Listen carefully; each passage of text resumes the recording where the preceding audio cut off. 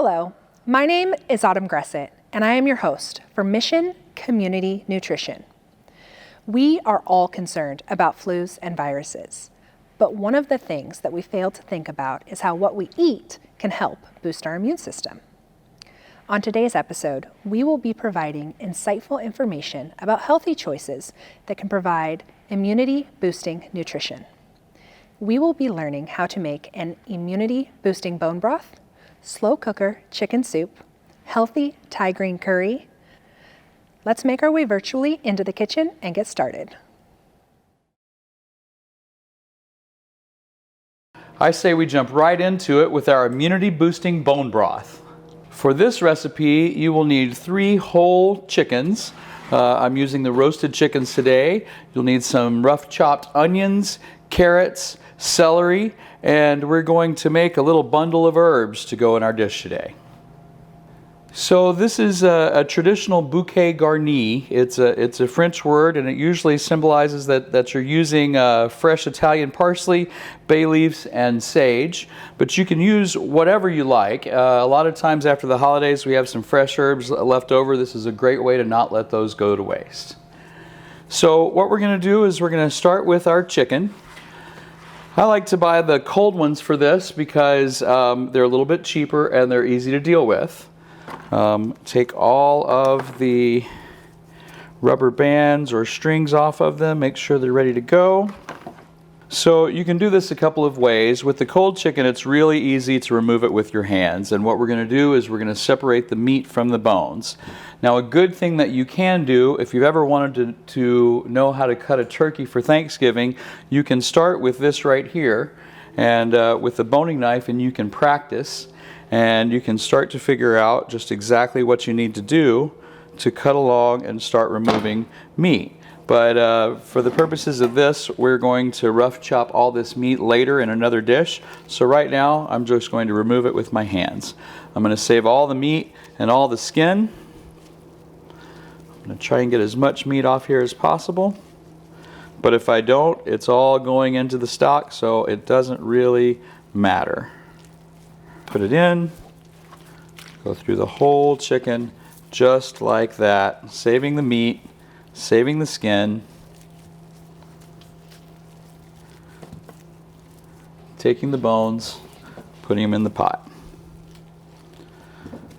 So when we're done, we are going to add all of the vegetables and the bundle of herbs to the pot. We are going to add water to it till we just cover it. And then we're going to cook it for 4 to 6 hours. It's going to make your whole place smell like chicken. It's amazing. And then when we're left with our carcass, put it in the pot. So now we're going to take our onions, and once again I rough chop these because we're going to strain them out at the end. Take our carrots, throw them in, a few cloves of garlic. And last but not least, our bouquet garni. So now we're going to cover all of it with water. Now going to bring it to a boil. Once it reaches a boil, we're going to turn it down to where it's just at a very small active simmer, and we're going to let that simmer set for 4 to 6 hours. We're going to monitor it. We're going to skim the top of it. It's going to boil out some of the impurities from everything, so we're going to skim that off the top with the spoon. And at the end of 4 to 6 hours, we're going to let it sit. We're going to drain it, and we're going to have a very nutritious, amazingly flavored stock. It's starting to smell delicious. What sort of things can we use this bone broth for? I'm glad you asked that question, Autumn. So I'm going to take our pulled chicken and I'm going to chop it up into some smaller pieces and divide it in 2 portions, and we're going to use it in 2 upcoming recipes. So I'm really excited to go on to the next recipe. Oh, okay. I can't wait to see what recipe we have up next. The next item on our menu today is an easy slow cooker chicken soup. This recipe will provide around 9 servings, takes approximately 15 minutes to put together, and will be ready in about 6 to 8 hours. Scott, what do we need to complete this recipe? For this recipe, we will be using the immune boosting bone broth that we made earlier, onions, carrots, celery. This time I've cut them into smaller, a little more uniform pieces because we're going to be eating those, and also the chicken that we had left over from the chickens from the first recipe. We will have salt, pepper, a couple of bay leaves, and some dried parsley. So we're going to take our onions, carrots, and celery and put them into our slow cooker.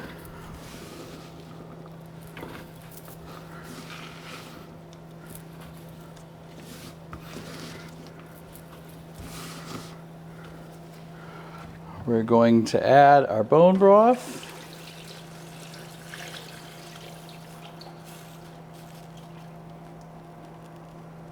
I'm going to season with a little bit of salt and pepper. You don't want to do it too much, but you definitely want to get a little bit going so it gets some good saltiness to it.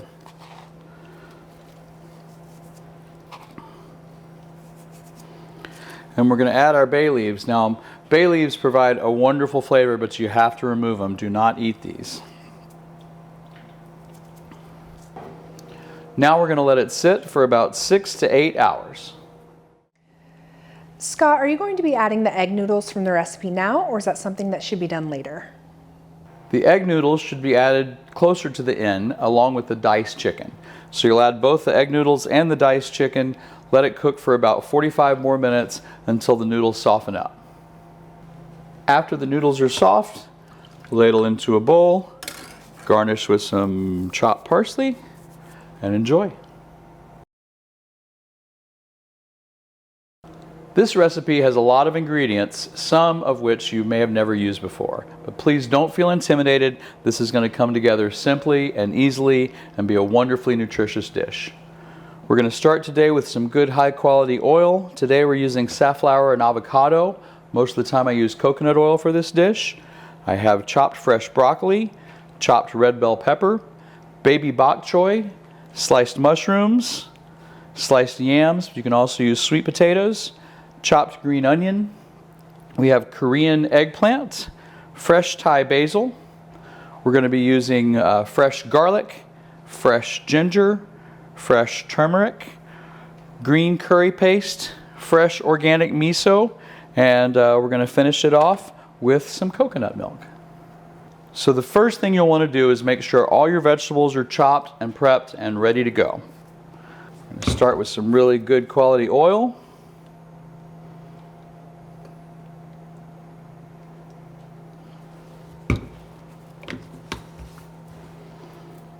We're going to add fresh garlic.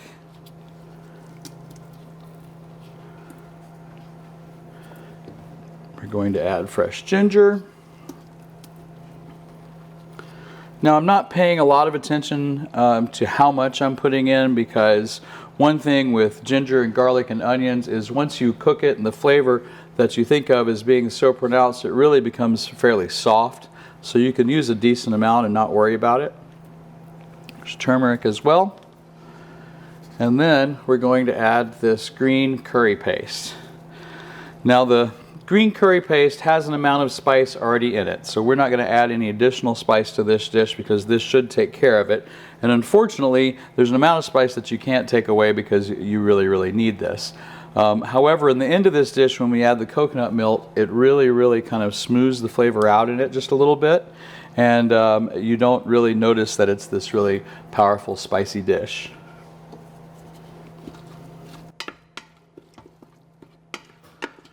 So this is the technique part. What you're going to try to do here is keep it moving. You're going to saute it for just a few minutes till it opens up all those flavors. You're going to look for the sound of sauteing, and you'll also you'll have a great smell. It'll open up all the aromatics. But the biggest thing is while it's heating up, just keep it moving. Don't let it burn. Okay, now that I've softened up the garlic and the ginger and the turmeric, and I've made a paste out of the green curry, I'm going to start adding vegetables. I'm going to start with the vegetables that take a little longer time to cook. I'm going to start with the eggplant and the yams.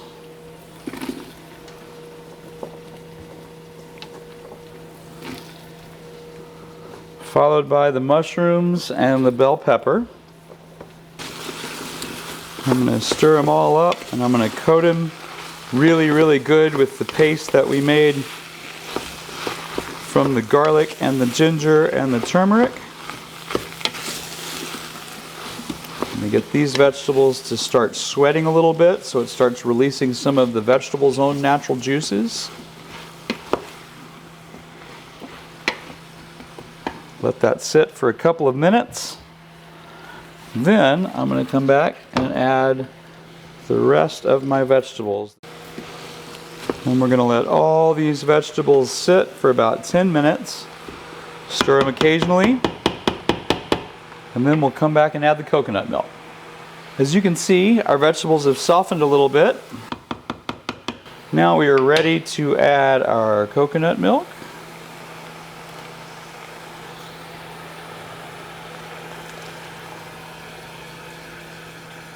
So now we just stir in the coconut milk. We are going to bring it up to a simmer. It's going to boil just a little bit, but you don't want it to boil too much. This coconut milk is fairly thick. But you're going to bring it up to a simmer.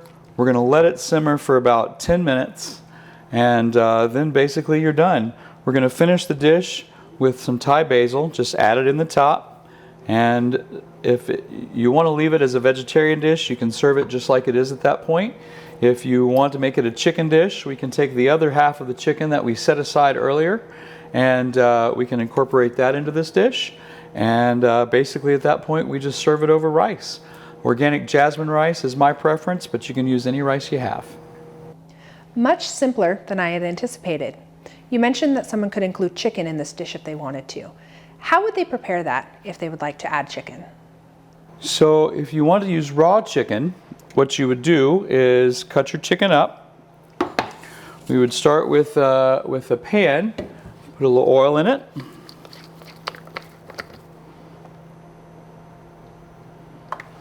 You would heat up the pan, you would start the chicken to saute, just actually turn it white. When you get it to that white point, you would add sweet chili sauce. This is some of the best, one of the best sauces in my opinion for this dish. And mix it all together, take it, pour it on a sheet tray, plop it into a 350-degree oven for about 10 minutes, and you have sweet chili chicken to top your Thai green curry. I'm going to add some fresh miso.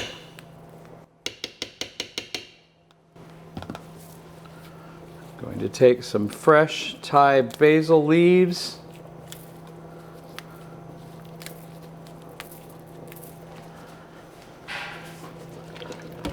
Stir all that up. Make sure the miso gets distributed throughout.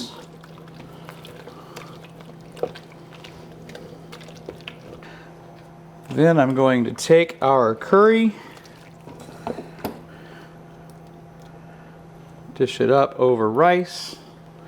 Be sure I get plenty of the good juice that makes the curry a curry. I'm going to add some of my sweet chili chicken to the top.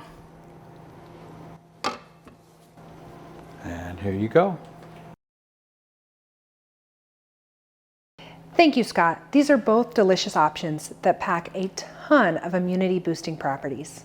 Jessica, what immunity boosting properties about these ingredients can you give us more details on? Thank you for joining us again for another episode of Mission Community Nutrition. Today we've been talking about immunity boosting foods and specifically broth. So what is a broth? A broth is basically a simmered water with vegetables, aromatics, you can include meat of some sort, and then specifically including bones like we did today. So the goal of broth is it can be used in combination as a flavorful liquid that can be light, enjoyed as a soup, or you can even save it for 2 to 3 months in the refrigerator or freezer and use it for a base later on and still have all the nutrient content. So broth is loaded with immune boosting properties, and we're going to talk more about that, but it's nutrient dense, low calorie, and incredibly flavorful. Broth specifically is high in minerals and collagen that is really derived from the brewed bones, the cartilage, the connective tissue in the process of actually simmering the bones. The bone broth is highly nutritious in amino acids, iron, and fatty acids, so your body really gets building blocks for what it needs to stay healthy. Broth is also rich in vitamins, minerals, including calcium, magnesium, phosphorus, selenium, zinc, vitamins A and K. And I don't know if you've heard, but as we come into the winter season and flu, cold season, when you can actually get that immunity boost of zinc and magnesium and calcium, it can actually shorten the duration of a cold or a flu if you happen to get it. So broth is a great way to incorporate that healthy nutrition into your meal plan. It's also beneficial for joints, so it can help reduce inflammation and arthritis. It's good for immunity boosting and the probiotics. Actually beneficial for your gut and healing your gut and reducing inflammation that might be in your GI system. So they've also actually found that broth, even if you were to have it before going to bed, can improve your sleep quality and you can get a better night's rest. So we have many things that we can get benefits from when we have broth worked into our meal plan. So as Chef Scott was showing us, the broth, when we include ingredients such as onion, celery, and carrot, that's a French term that's called mirepoix. And there's many benefits of throwing in those three ingredients, but we see them often used in casseroles, stews, soups, braised meats, many dishes, and they really impart great flavor, but also nutrition. So when it comes to onions, onions are a great source of vitamin C. We also get B1, B6, vitamin K, biotin, chromium, fiber, folic acid. That's just from the onions. And the onions can actually help reduce our blood lipid levels, prevent blood clots, help lower blood pressure, and even help lower blood sugar. So if anyone has diabetes, onions are a great food to add into your meal plan so that you can get that lower blood sugar impact. They're also anti-inflammatory in property and help improve immunity. So whether it's asthma or congestion, it can actually help you breathe easier by including onions into your food supply. Carrots are a good source of vitamin A, and we always hear if you want to have better vision, eat your carrots. It's true. It helps with night vision, it helps with sight and being able to see better. And carrots also are a great source of potassium, thiamine, biotin, fiber, many nutrition benefits that we get from it. It helps protect against cardiovascular disease, can help protect against cancer, and also make sure that you keep your eyes really healthy and strong so you can keep that vision. Celery, the third part of our mirepoix, is actually also a good source of vitamin C, and we get our B1, our B6, our fiber, folic acid, potassium, and maybe you've heard of having celery juice as part of a diet plan. It actually does help protect your heart, lower inflammation within the body and the joints, lowers blood pressure, so if anyone has high blood pressure, work in that celery, and it helps prevent cancer. So more ingredients that we're adding into our broth. We have garlic, ginger, and turmeric, all of which are powerhouse antioxidants that help protect against cancer, inflammation, and we'll talk specifically about some of the benefits of each one. So garlic. Garlic is actually beneficial for immunity. Of course, we're talking about it in our immunity boosting episode. It actually also helps the heart, the liver, the lungs, can help counteract edema or fluid retention. So if you have phlegm or congestion in your lungs, can actually help conditions of dampness so that you can breathe easier. When it comes to ginger, ginger also beneficial for immunity, and ginger is also great for opening the lungs, helping our stomach, our digestion. Even people that struggle with motion sickness have found benefit from adding in ginger. It can improve conditions of arthritis and inflammation in the body, can help with blood circulation, and counteract other cold symptoms. And then lastly, turmeric. Turmeric is this wonderful phytochemical that is found in many curries or found as part of a bioavailable nutrient that when we include it with oil and we add heat to it, we actually get better absorption of turmeric. And turmeric itself is beneficial for immunity, again, just like the garlic and the ginger. It's good for the lungs. Your heart benefits from turmeric, your stomach. It also helps improve your blood circulation and your blood cholesterol. And it's a powerful anti-inflammatory that has anti-cancer properties. So you can see that with this broth, even by adding in these powerful herbs of ginger, garlic, and turmeric, we get so much more benefit in addition to the broth and the bone benefit from having it. All right, so let's talk about this delicious Thai green curry dish that Chef Scott has made for us. So first and foremost, because we put so many incredible ingredients into this, there are many benefits of this entire dish. Not just one single benefit, but many. So let's talk a little bit. It's loaded with color. It's loaded with flavor. We get different odors that are powerful antioxidant rich vegetables. So the broccoli, the red bell peppers, bok choy, mushrooms, sweet potatoes, eggplant, green onions, sugar snap peas, basil, all of those beautiful vegetables and herbs thrown into our Thai green curry dish are really going to give you that pop of flavor, different profiles of flavor. So it's not all going to taste the same. And I can assure you, I've had this dish. It was amazing. Chef Scott did such a great job putting this together to where it is a party in your mouth and tastes so good. So, when it comes to the Thai green curry, if you actually add the coconut milk in with it, it's going to help those vegetables really come together and you get that creamy mouthfeel. You get the benefits of the fat that's in that coconut milk so that when you eat it, you're going to have more satisfaction than if you were to just use a water-based soup. Also, the garlic, ginger, and turmeric, we already have talked about the benefits of those ingredients, and we find those same ingredients to help immune boost in our Thai green Thai green curry. When it gets into the curry, so of course there's different types of curry. We have red curry, green curry, yellow curry. Curry is also a superfood, and curries are beneficial for immunity. Of course, we're talking about it in this episode. Also beneficial for pain relief. If you have inflammation in your joints, curry can help to reduce inflammation.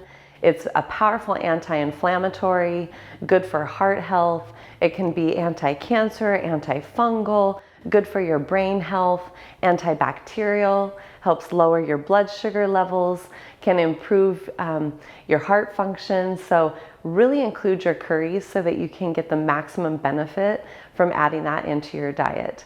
Miso, which is another ingredient that we added into our Thai green curry, is actually a really good probiotic. And probiotics help your gut health and your digestion, which in turn gives a feedback mechanism to your brain and helps your brain be more satisfied and experience that feel-good hormone, all because of the probiotics that we can have with the miso. And lastly, with the Thai green curry, with all of these ingredients, because it's predominantly vegetables and then spices and herbs, it's very low calorie, very nutrient dense, and incredibly satisfying, especially on these cold fall winter days when we need that special immune boost and we get that nutritious benefit. And look at food as being medicine, because if you can eat food for its energy, its nutrition, its vitamins, its minerals, your body is going to have way more nutrients that it needs to work off of than if you're doing refined, artificial, junk food, convenience food. Try to cook from scratch with these healthy ingredients so that you can boost your immunity and stay strong throughout this entire season. Again, thank you for your insightful information about today's ingredients. To find these recipes and more information, please visit nutritiouscommunity.com. Support for Mission Community Nutrition comes from the following. Thank you. CHI Franciscan, Spectra, City of Federal Way.